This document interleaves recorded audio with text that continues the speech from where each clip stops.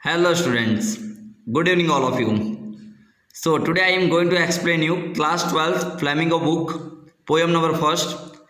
It's such a nice and such an interesting poem written by a lady writer named कमला दास.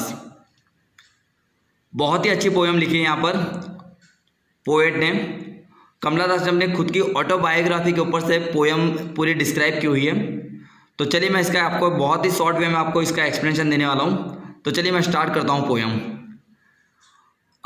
पर poem के पहले आपको एक चीज़ बोल दूँ कि जनरली हम लोग बोलते हैं ना कि हमारे मदर फादर जो होते हैं तो हमारे घर में हमारे फैमिली के जो रिलेशंस होते हैं तो उसमें हम लोग सबसे ज़्यादा रिलेशन है ना, देखा होगा आप लोगों ने, हमको भले कोई भी ज़्यादा फेवर क्यों ना करता हो, भले हमारे पापा करते हो कोई भी करता हो, पर हमारी जो सबसे ज़्यादा बॉन्डिंग होती है वो किसके साथ होती है, हमारी मदर के साथ. तो यहीं पे पोएम के अंदर पूरी बॉन्डिंग दिखाई हुई है पोएट ने अपनी, कि वो एक जगह को छोड़ के जब दूसरी जगह जाती हैं तो उनकी जो मदर है, उनकी माँ, उनकी क्या हालत होती है उसके रिगार्डिंग हमको पोएम दी हुई है. तो चलिए मैं स्टार्ट करता हूँ. Driving from my parents home to Cochin last Friday morning, I saw my mother beside me, doors open-mouthed, her face ashen like that of a corpse, and realized with a pain. यानी यहाँ पे ऐसा हो रहा है कि जो पोएट हैं कमला दास खुद की ऑटोबायोग्राफी बता रही हैं कि जब वो पहले बाहर जाती हैं, यानी किसी जॉब के कारण वो बाहर रहती थी अपने माँ से दूर, तो उनकी माँ की जो हालत होती थी बहुत ही ख़राब होती थी. वो एकदम अकेली पड़ जाती थी, उनके फेस पे झुर्रियाँ पड़ गई थी, उनके अंदर उनको ऐसा लगता था कि दर्द, उनको कोई ना कोई दर्द अंदर ही अंदर उनको सता रहा है, इस तरह की फीलिंग उन्हें आया करती थी. तो यहाँ पर एक बात यही चीज़ हो रही है, driving from parents home to Cochin last Friday, यानी जब मैं लास्ट, यानी बता रही है पोएट कि जब मैं लास्ट बार मेरे घर पे आई थी, यानी मेरी माँ से मिलने के लिए, तो मैं काफ़ी दिनों तक मेरी माँ के पास रही. मेरी माँ बहुत ही खुश थी मुझे देखकर, पर फाइनली आज वो दिन आ गया कि मुझे वापस बैक टू कहाँ जाना पड़ रहा है, मेरे काम पर. अब मेरी माँ की हालत वापस वैसी ही हो जा रही है जैसे कि कुछ दिनों पहले थी. अब जब पोएट अपनी माँ को गाड़ी में बिठा के जब एयरपोर्ट के रास्ते पे जा रही होती हैं तो क्या देखती हैं, आई सो माई मदर बिसाइड मी, मेरी माँ मेरे पास में बैठी हैं, डोज ओपन माउथेड, जो थोड़ी सी डोज करना यानी क्या बोलते हैं, थोड़ी सी डरी हुई, ओपन माउथेड, उनका फेस थोड़ा सा ओपन है, उनके फेस पर एक दर्द दिखाई दे रहा है, of a corpse and realize with a pen, जो बहुत ही दर्द बता रहे हैं, यानी कॉरेप्स यानी जो झुर्रियाँ पड़ जाती हैं, यानी उनके फेस पे दर्द काफ़ी साफ दिखाई दे रहा था.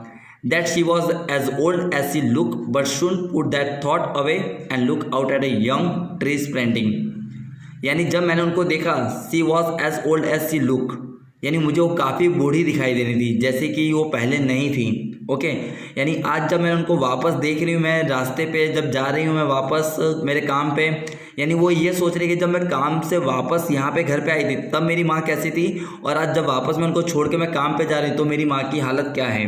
ओके, तब वो अपनी माँ के ऊपर से नज़र हटा के, अब वो क्या करती है, अपने माँ को ज़्यादा देख नहीं पाती है तो अपनी नज़र हटा के क्या करती है, गाड़ी के बाहर विंडो से बाहर देखती हैं. क्या देख रही है वो, कि कुछ बच्चे खेल रहे हैं, कुछ जो पेड़ हैं वो क्या हो रहा है, स्प्रेंडिंग, वो क्या हो रहा है, लहरा रहे हैं. The merry children spilling out there home, कुछ बच्चे अपने घर के बाहर खेल रहे हैं. But after the airport security check, पर फाइनली अब वो कहाँ पहुँच जाती है, अपने डेस्टिनेशन पे यानी एयरपोर्ट पे. अब एयरपोर्ट पे जब उनका चेकिंग हो रहा है, स्टैंडिंग अप फ्यू यार्ड्स, उनकी माँ कुछ दूरी पर खड़ी हैं, कुछ ही कदम दूर खड़ी हैं. Away I look again at her wan pale, और जैसे मैं उनको वापस मुड़ के उनके पीछे देखती हूँ तो उनके फेस पर मुझे वापस एक दर्द दिखाई देता है. As a late winter's moon and felt that old, यानी किस तरह से, जैसे कि आपने देखा होगा कि सर्दियों के समय में जैसे कि मून, चांद को आप जब ठंडी के समय में देखोगे ना तो आपको चांद पूरा क्लियर दिखाई नहीं देगा. एक्चुअली जो चांद की जो रोशनी होती है ना वो आपको जनरली समर के टाइम पे अच्छी दिखाई देगी, जबकि विंटर के टाइम पे ठंडी के कारण जो उसकी चमक होती है ना वो क्या हो जाती है, बहुत ही कम हो जाती है. तो यहाँ पे पोएट भी वही बोल रहे हैं कि उनकी माँ की जो चेहरे की चमक थी वो काफ़ी कम हो चुकी है. फैमिलियर एज, क्योंकि हमारे दोनों के बीच में किस तरह का एक कनेक्शन था, familiar. My childhood fear but all I said was see you soon अम्मा.